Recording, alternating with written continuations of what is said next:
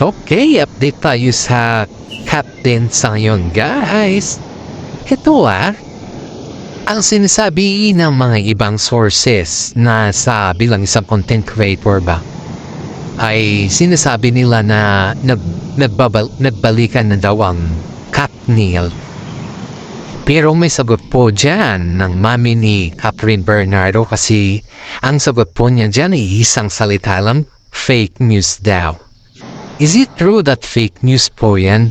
Kasi ayon dito kay Sian Gasa, siya mismong nag-confirm na ang daming nakakakita kila Daniel Padilla at si Catherine Bernardo sa mga mall, off-cam and on-cam, dressing room. Nandun pa rin si Daniel sa kanya. Nag-uusap silang patago ayon sa kanya. Pero, siyempre, hindi lang nila yan sinasabi. Hindi nila yan sinasabi dahil ayaw nilang booking na nagbalikan ulit sila. Siyempre, ayaw nilang mangyari ulit yung nangyari ba na pag sinasa publiko mo kasi yung mga bagay-bagay na ganyan, nagkakaroon ka na berya. At iyan yung ayaw na mangyari ni Mary Min kasi nagkatruma si Catherine Bernardo patungkol sa breakup nila ni Daniel Padilla. And of course guys, ang sabi din ni Mami Min dito ay fake news daw kasi wala daw katotohanan. We don't know guys kung sinong nagsasabi dito sa kanilang dalawa.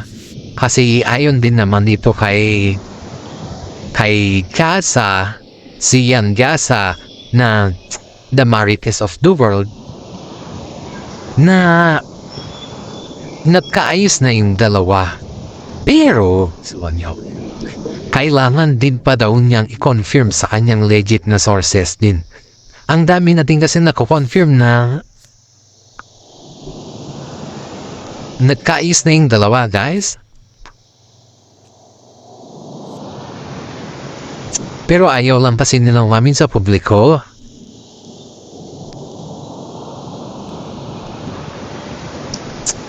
Dahil nga daw dun sa trauma na na-experience ni Catherine Bernardo. Kaya nga agad pumalag si Ma'am Min sa mga issues na yan patungkol sa mga fake news daw yan. Dahil ayaw niyo kasi na maulit na naman yung na-experience ni Catherine Bernardo. Diba yung kanyang anak? Siyempre pag anak mo kasi pinag-uusapan dito guys is magkahalot talaga yung isip mo dyan is ayaw mong masakpan yung anak mo dahil nakita mo naman yung trauma sa kanya. Ang naging experience lang naman dyan yung makapag-move on si Catherine kay Daniel Padilla. Pero ito kasi si Daniel guys, panay ng kulit. May nakapagsabi pa nga sa atin dito ay yung ating legit na sources na di ba si Catherine din ay nagja-jogging din siya kasama niya si Alden kasi yun nga kasi yung routine nila pagtapos sa yung trabaho ay kailangan din nila mag-refresh at mag-exercise. Yun yung mga routine ba nila na kailangan mo kasing intindihin din kasi normal lang naman sila na tao Mayan, itong naman kasi si Daniel, parang gusto pa niya na sumama kay Catherine sa ganung lagay. Siyempre, pag ikaw naman, bilang isang iniwan mo yung tao sa ere, or di kaya ay gumawa ka ng sarili mong landas para ipaubaya lang yung mga nararamdaman niya ba? Para hindi ka naman masyadong matarong sa lahat, ay hinintay mo na makapag-move on si Catherine dahil sa mga dun na nangyayari.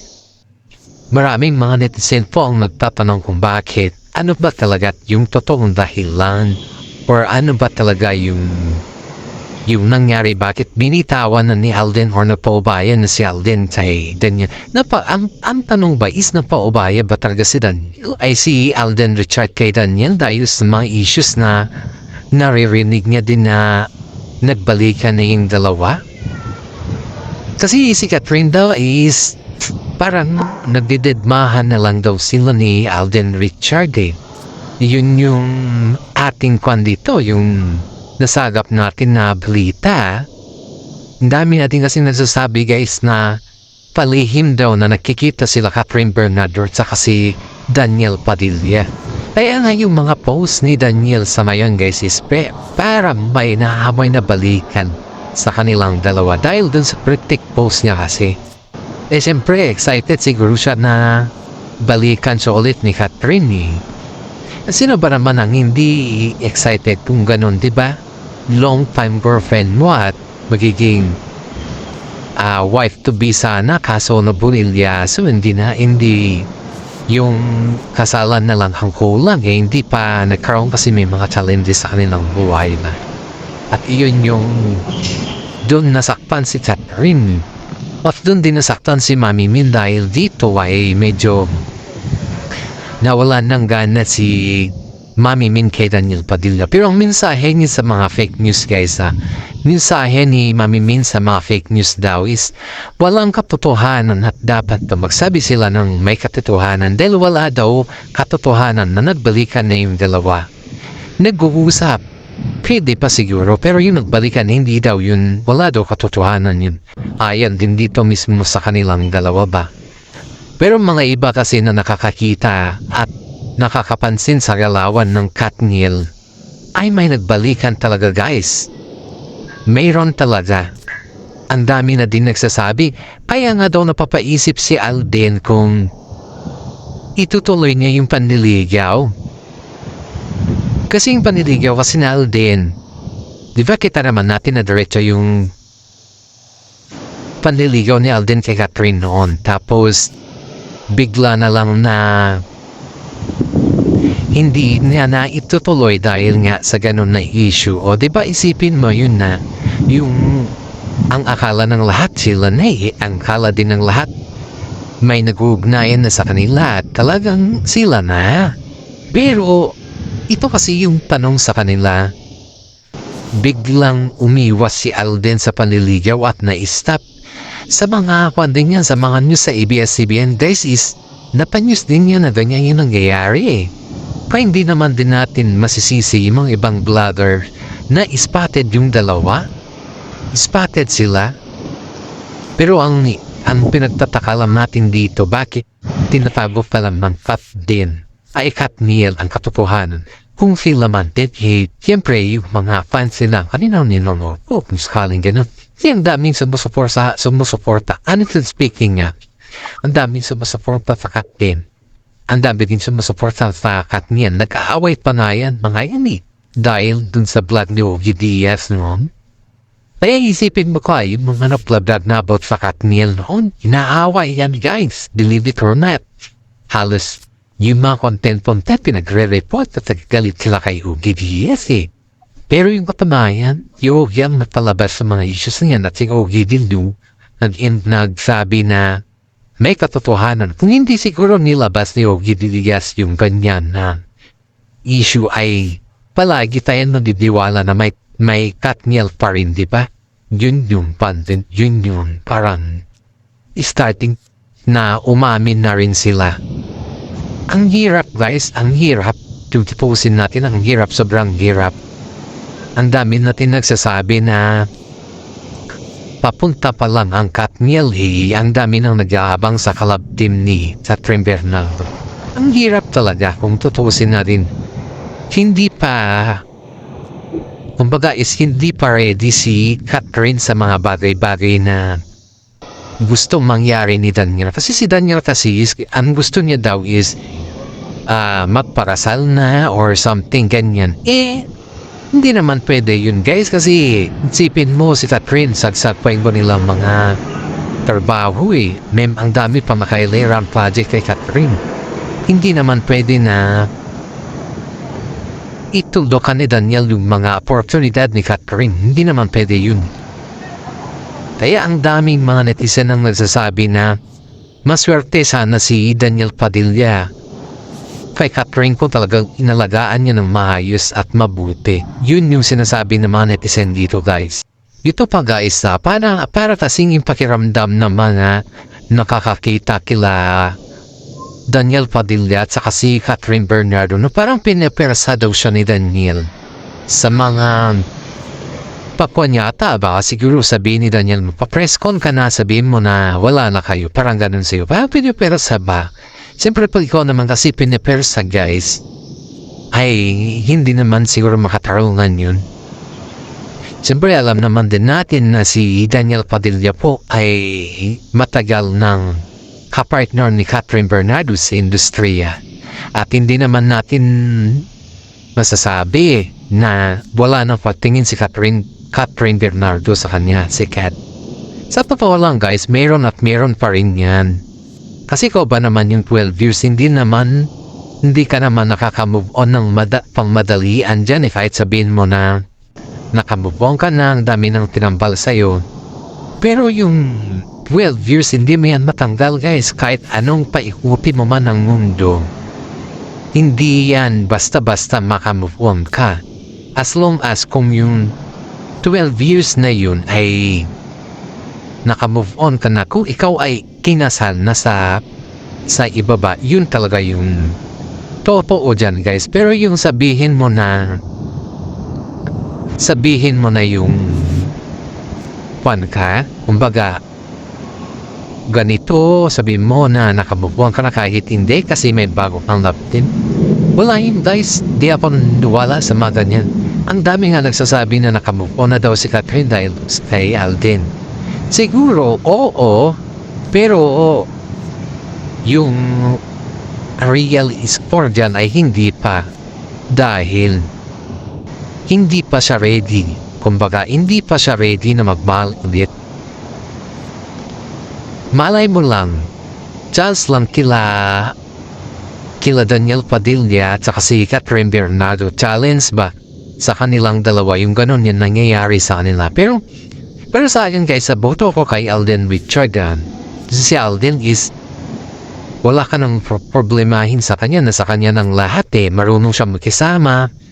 Hindi rin siya yung tao na yung tinataboy ba yung mga fans. Halos pag nandyan si Alden, siya pa yung maghawak ng cellphone. Mahal siya ng mga mahal siya ng mga fans guys. Hindi kagaya ni Daniel Padilla na sumikat lang siya lumaki na yung kanyang ulo. Yun yung inayawan nila kay Daniel Padilla yung mga iba niyang fans. Yan yung inayawan nila sa kanya. Dahil nakikita nila na tuwing sumisikat si Daniel, naging ganun yung kanyang parang naging maangas yung kanyang datingin. At saka nawawalan na rin yung kasikatan niya kung wala si Catherine Bernardo. Diba? Kita naman natin na si Catherine Bernardo ay nakadikit din yung pangalan ni Daniel sa kanya Kaya pag yung sikat na pinag-uusapan, si Catherine ang sikat, hindi si Daniel. Kaya na ang dami nagsasabi na ang pangalan ni Daniel sumikat yan dahil si Catherine na maging katambal. Yan yung katotohanan dyan. Kasi may mga kwento kasi sa likod ng mascara nila guys sa showbiz Si Daniel din naman guys, iispan yun. Kumbaga, parang tayo lang yan na nanggaling din sa hirap. Mas sobrang malanga yung sitwasyon nila noon pero hindi man lang inisip ni Daniel yung naging karanasan nila noon sa kanyang pagsikat ba. Hindi niya yun niisip. Hindi niya niisip na kaya siya sumikat dahil sa kay Catherine. Pero kahit naman ganun yung nangyayari, kahit hindi niya na inisip yung ganun, sana naman wag niyang gawing remote control si Catherine sa kanya. Hindi naman, kasi si Daniel kasi nire-remote niya yan si Catherine. Kung ano lang yung gustong sabihin niya, dapat yun yung masusunod. Ganun siya katindi. Ganun katindi si Daniel kay Catherine. Halos na susunod niya si Daniel pati sa kananamit. Halos lahat si Daniel gusto niya yung okay na yung panito. Very protective talaga siya na boyfriend, pero yun nga, nakagawa siya ng mga bagay-bagay na hindi nagustuhan nila Catherine sa kasi Mami Ming. Ang daming sa totoo lang si Mami Carla ni Daniel. Alam niya kasing mali ni Daniel yun ang nangyari. Panay naman ng suyo ni Carla kay Catherine kahit anong gawin niya para makapag-usap sila ni Daniel Padilla. Pero parang lahat ng mga yun is nire-refuse na ni Catherine dahil hindi naman sa ayaw niya na yung pamilya ni Daniel, pero hindi pa siya ready na humarap sa kanila sa ganon na action, sa ganon na 6 and sa ganon na pangyayad. You know what guys, ito yung pinaka-honest to goodness sa Catherine Bernardo. Kapag dumadating pala si Catherine dun sa bahay nila Daniel, nandun lang pala yun sa sofa. Dun lang pala siya nag-i-stay. Kasi nga yung kwarto ni Daniel dun guys is kasama niya yung kapatid niyang natutulog, di ba? Alam mo na. May delikadesa naman si Catherine. Yun yung palagi nilang iniisip na mas matured si Catherine compared kay Daniel. Pero pag tignan mo sa softmed, halos parang si Daniel matured, di ba? Parang vice versa lang. Parang pinapakita kasi sa softmed na napaka-mature ni Daniel. Parang si Catherine yung inaalalayan na, pero hindi guys. Si Catherine yung nag-aalala kay Daniel sa showbiz. Siya lahat yun, hindi si mami niya Carla, hindi. Si Catherine niya pong nagdala kay Daniel sa showbiz Halos lahat, tignan mo yung mga viewing nila. Kung wala si Catherine, wala din ang Daniel Padilla, saka wala din ang Katniel.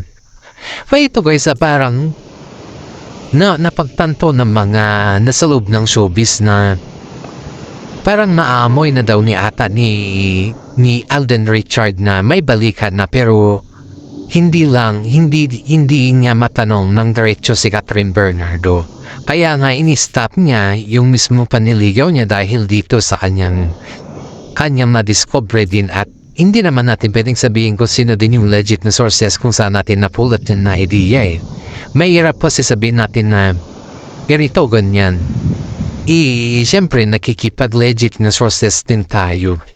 Ang daming nagsasabi guys na sobrang sisi daw ni Daniel Padilla sa mga kaganapan o nangyayari sa kanila ni Catherine. Pero wala daw siya magagawa kundi hintayin na lang daw na maayos ang lahat at gawin daw niya yung kanya makakaya. Pero, ang tanong dito guys is matatanggap pa rin ba siya ni Catherine?